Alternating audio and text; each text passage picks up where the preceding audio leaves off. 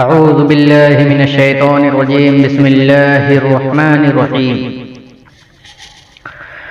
حضرت عبداللہ بن عباس رضی اللہ تعالیٰ عنہ فرماتے ہیں کہ جب کسی قوم میں مال غنیمت کے اندر خیانت کھلم کھلا ہونے لگے تو ان کے دلوں میں دشمن کا رعب ڈال دیا جاتا ہے، اور جب کسی قوم میں زنا عام طور سے ہونے لگے تو اس میں اموات کی کثرت ہو جاتی ہے، اور جب کوئی قوم ناپ تول میں کمی کرنے لگے تو اس کا رزق اٹھا لیا جاتا ہے، یعنی اس کے رزق میں برکت ختم کر دی جاتی ہے، اور جب کوئی قوم فیصلوں کے کرنے میں ناانصافی کرتی ہے تو ان میں خون ریزی پھیل جاتی ہے، اور جب کوئی قوم عہد کو توڑنے لگے تو اس پر اس کے دشمن مسلط کر دیے جاتے ہیں، جیسا کہ حضرت ابو ہریرہ رضی اللہ تعالیٰ عنہ سے روایت ہے کہ انہوں نے ایک صاحب کو یہ کہتے ہوئے سنا کہ ظالم آدمی صرف اپنا ہی نقصان کرتا ہے۔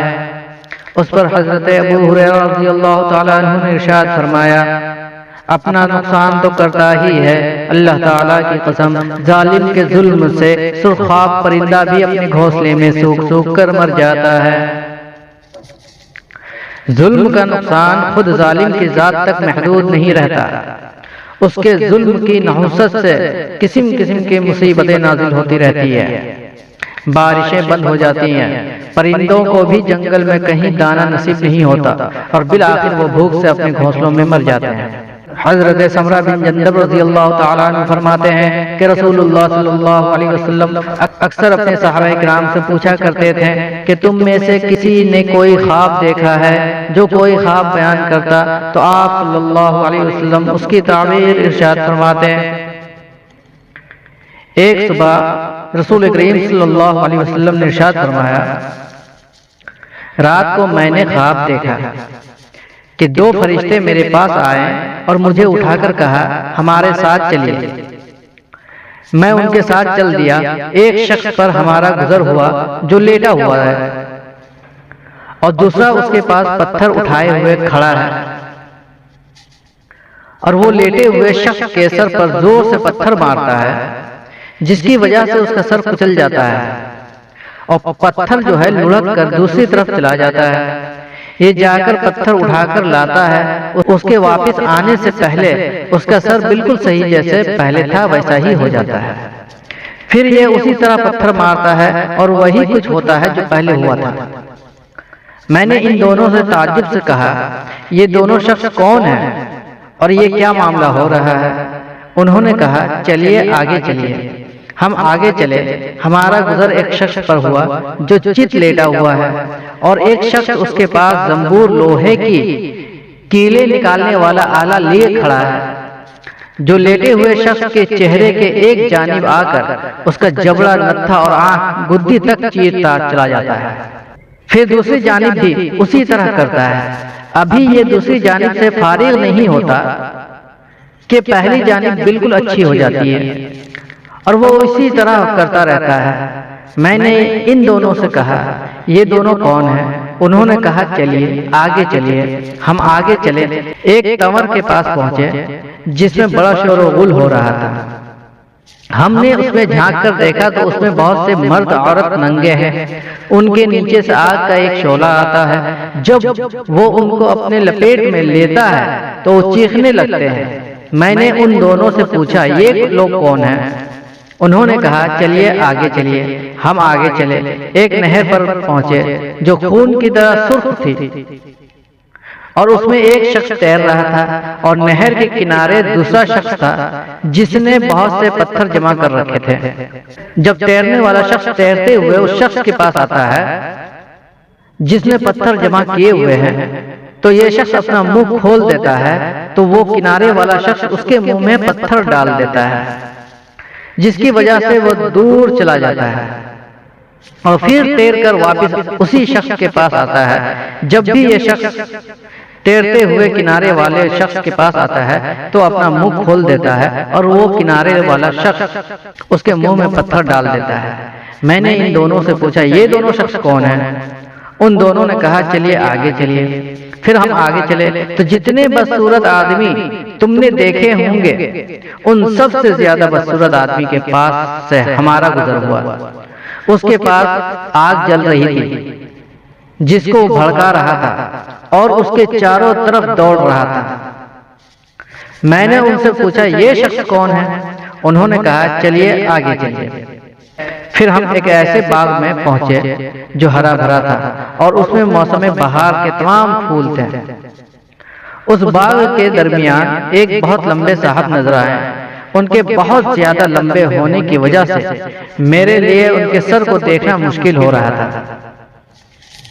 ان کے چاروں طرف بہت سارے بچے تھے، اتنے زیادہ بچے میں نے کبھی نہیں دیکھے۔ میں نے پوچھا یہ کون ہے اور یہ بچے کون ہیں؟ انہوں نے مجھ سے کہا آگے چلیے۔ پھر ہم چلے اور ایک بڑے باغ میں پہنچے۔ میں نے اتنا بڑا اور خوبصورت باغ کبھی نہیں دیکھا۔ انہوں نے مجھ سے کہا اس کے اوپر چڑھیے۔ ہم اس پر چڑھے اور ایسے شہر کے قریب پہنچے جو اس طرح بنا ہوا تھا کہ اس کی ایک اینٹ سونے کی تھی اور ایک اینٹ چاندی کی تھی۔ ہم شہر کے دروازے کے پاس پہنچے اور اسے کھلوایا۔ وہ ہمارے لیے کھول دیا گیا۔ ہم اس میں ایسے لوگوں سے ملے جن کے جسم کا آدھا حصہ اتنا خوبصورت تھا کہ تم نے اتنا خوبصورت نہ دیکھا ہوگا اور نہ دیکھو گے ابھی، اور آدھا حصہ اتنی بدصورت تم نے نہیں کبھی دیکھا ہوگا۔ ان دونوں فرشتوں نے ان لوگوں سے کہا کہ جاؤ اس نہر میں کود جاؤ۔ میں نے دیکھا سامنے ایک چوڑی ندی بہ رہی ہے، اس کا پانی دودھ جیسا سفید ہے۔ وہ لوگ اس میں کود گئے۔ پھر جب وہ ہمارے پاس واپس آئے تو ان کی بدصورتی ختم ہو چکی تھی اور وہ بہت خوبصورت ہو چکے تھے۔ دونوں فرشتوں نے مجھ سے کہا یہ جنت عدن ہے اور آپ کا گھر ہے۔ میری نظر اوپر اٹھی تو میں نے سفید بادل کی طرح ایک محل دیکھا۔ انہوں نے کہا یہی آپ کا گھر ہے۔ میں نے ان سے کہا بارک اللہ فیکما، اللہ تعالیٰ تم دونوں میں برکت دے، مجھے چھوڑو میں اس کے اندر جاؤں اور میں اس کے اندر جانا چاہتا ہوں۔ انہوں نے کہا ابھی نہیں لیکن بعد میں تشریف لے جائیں گے آپ۔ میں نے ان سے پوچھا آج رات میں نے عجیب چیزیں دیکھی ہیں، یہ کیا ہے؟ انہوں نے مجھ سے کہا اب ہم آپ کو بتاتے ہیں۔ پہلا شخص جس کے پاس آپ گزرے اور اس کا سر پتھر سے کچلا جا رہا تھا، یہ وہ ہے جو قرآن سیکھتا ہے اور اس کو چھوڑ دیتا ہے، نہ پڑھتا ہے نہ ہی عمل کرتا ہے، اور فرض نماز چھوڑ کر سو جاتا ہے۔ دوسرا وہ شخص جس کے پاس سے آپ کا گزر ہوا اور اس کے جبڑے نتھے اور آنکھ کو گدی تک چیرا جاتا ہے، یہ وہ ہے جو صبح گھر سے نکل کر جھوٹ بولتا ہے اور وہ جھوٹ دنیا میں پھیل جاتا ہے۔ تیسرے وہ ننگے مرد اور عورتیں جنہیں آپ نے تنور میں جلتے ہوئے دیکھا، وہ زناکار مرد اور عورتیں ہیں۔ چوتھے وہ شخص جس کے پاس سے آپ گزرے جو نہر میں تیر رہا تھا اور اس کے منہ میں پتھر ڈالا جا رہا تھا، سود خور ہے وہ۔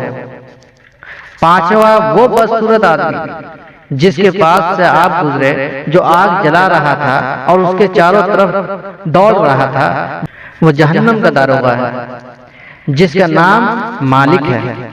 چھٹے وہ صاحب جو باغ میں تھے حضرت ابراہیم علیہ السلام ہیں، اور وہ بچے جو ان کے چاروں طرف تھے یہ وہ ہیں جو بچپن ہی میں فطرت اسلام پر مر گئے۔ اس پر کسی صحابی نے پوچھا یا رسول اللہ صلی اللہ علیہ وسلم مشرکین کے بچوں کا کیا ہوگا؟ آپ صلی اللہ علیہ وسلم نے ارشاد فرمایا کہ مشرکین کے بچے بھی وہی تھے، اور وہ لوگ جن کا آدھا جسم خوبصورت اور آدھا جسم بدصورت تھا، یہ وہی لوگ ہیں جنہوں نے اچھے عمل کے ساتھ برے عمل کیے، اللہ تعالیٰ نے ان کی گناہ معاف کر دیے۔ یہ بخاری شریف کی حدیث ہے۔ حضرت ابو ذر رضی اللہ تعالیٰ عنہ اور حضرت ابو درداء رضی اللہ تعالیٰ عنہ روایت کرتے ہیں کہ رسول اللہ صلی اللہ علیہ وسلم نے ارشاد فرمایا میں ساری امتوں میں سے اپنی امت کو قیامت کے دن پہچان لوں گا۔ صحابہ اکرام رضی اللہ تعالیٰ عنہ نے عرض کیا، یا رسول اللہ صلی اللہ علیہ وسلم، آپ اپنی امت کو کیسے پہچانیں گے؟